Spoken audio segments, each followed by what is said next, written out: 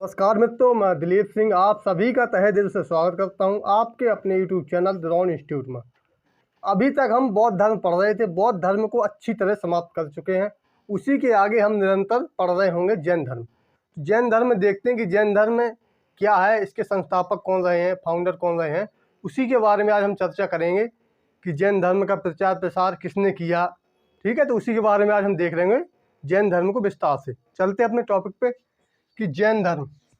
तो जैन धर्म के अंदर 24 तीर्थंकर रहे हैं। जैन धर्म के अंदर 24 तीर्थंकर रहे हैं और तीर्थंकरों के बारे में कल्पसूत्र पुस्तक में बताया गया है। जो 24 तीर्थंकर रहे हैं जैन धर्म में, इसके बारे में कल्पसूत्र पुस्तक में लिखा गया है। ये लिखा किसने था आपका? तो भद्रबाहु ने इसे लिखा था। कल्पसूत्र पुस्तक को भद्रबाहु ने लिखा था। तो जैन धर्म सिंधु घाटी सभ्यता के समकालीन था। जैन धर्म सिंधु घाटी सभ्यता के समकालीन था। ठीक है, तो इसके वास्तविक जो संस्थापक है महावीर को माना जाता है। वास्तविक संस्थापक महावीर को माना जाता है। जो इसके पहले तीर्थंकर रहे वो कौन रहे थे? आपके ऋषभ देव रहे थे। जो इसके पहले तीर्थंकर है जैन धर्म के, वो कौन है? आपके ऋषभ देव हैं। तो ऋषभ देव की जो शिक्षाएं हैं वो कौन कौन सी थी? एक तो आपकी थी अहिंसा और अपरिग्रह। अहिंसा का मतलब होता है कि लड़ाई झगड़ा न करना। अहिंसा का मतलब होता है कि लड़ाई झगड़ा न करना। और अपरिग्रह का मतलब होता है कि धन का संचय न करना, मतलब धन को इकट्ठा न करना। अपरिग्रह का मतलब क्या होता है? कि धन को इकट्ठा न करना। अब हम बात करते हैं कि जो ऋषभ देव के प्रतीक चिन्ह है, तो ऋषभ देव के प्रतीक चिन्ह क्या थे? साड़। साड़ी को हम क्या बोल देते? बैल बोल देते। बैल को संस्कृत में क्या बोलते? हम वृषभ बोल देते हैं। इतना आपको समझ में आ गया होगा। अब हम देखते हैं कि ऋषभ देव के कुछ उपनाम हैं। ऋषभ देव के कुछ उपनाम हैं। देखते हैं क्या क्या नाम है। तो केसरिया देव, और इन्हें आदि देव के नाम से भी जाना जाता था। किसके? केसरिया देव और आदिनाथ के नाम से भी ऋषभ देव को जाना जाता है। जो ऋषभ देव हैं इनका वर्णन ऋग्वेद में भी मिलता है। जो ऋषभ देव हैं इनका वर्णन ऋग्वेद में मिलता है। इतना आपको कंफर्म हो चुका होगा।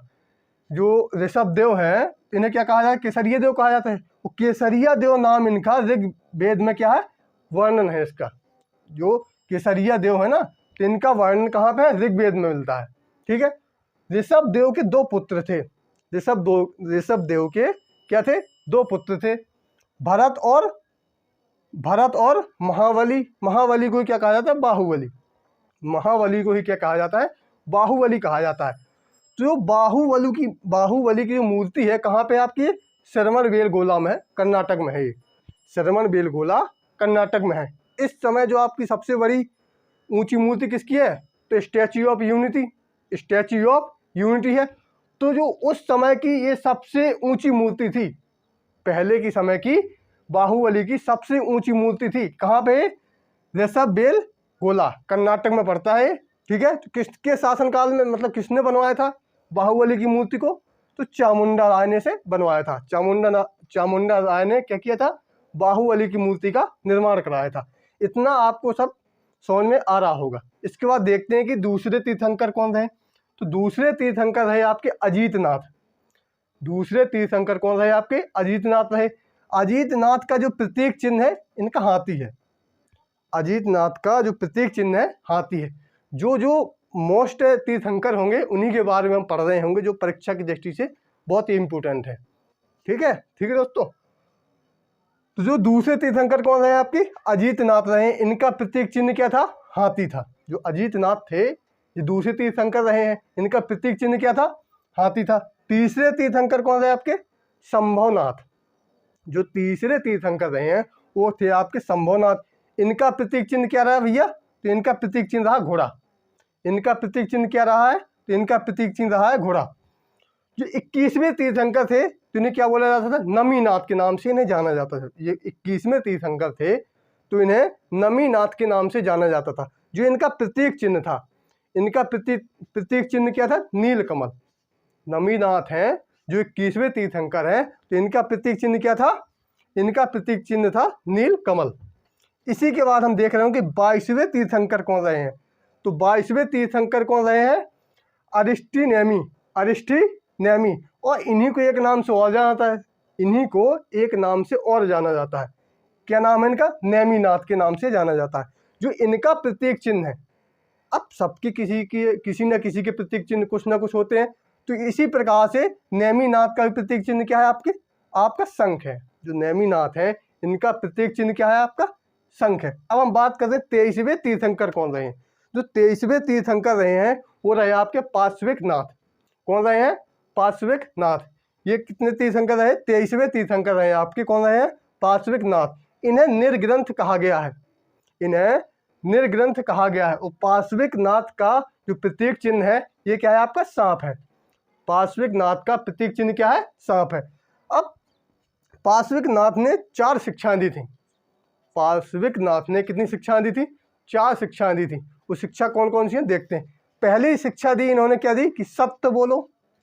पहली शिक्षा इन्होंने दी कि सत्य बोलो। दूसरी शिक्षा क्या थी? अहिंसा।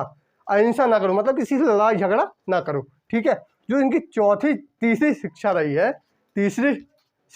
है कि असत्य, चोरी ना करें।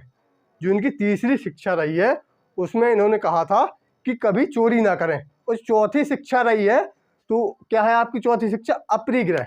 अपरिग्रह का मतलब होता है कि धन का इकट्ठा ना करना, धन का संचय ना करना। जैन धर्म के 24वें तीर्थंकर महावीर स्वामी जी थे।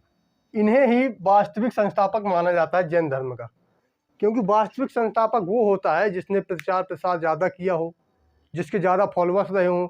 तो जैन धर्म का प्रचार प्रसार महावीर स्वामी जी ने किया।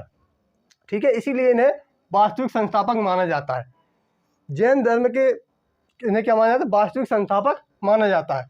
तो इनकी जो 5वीं शिक्षा थी, 4 शिक्षा तो मैं आपको बता चुका था। सत्य, असत्य, सत्य, अहिंसा, असत्य, अपरिग्रह।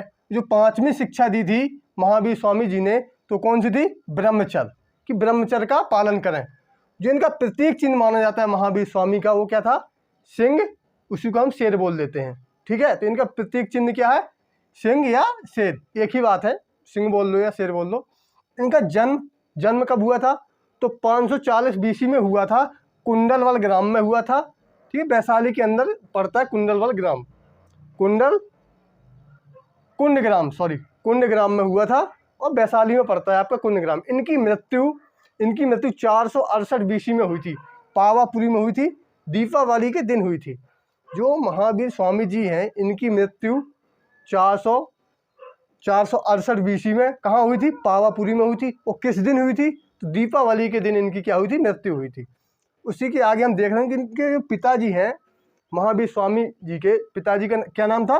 सिद्धार्थ था। ये किस वंश से संबंधित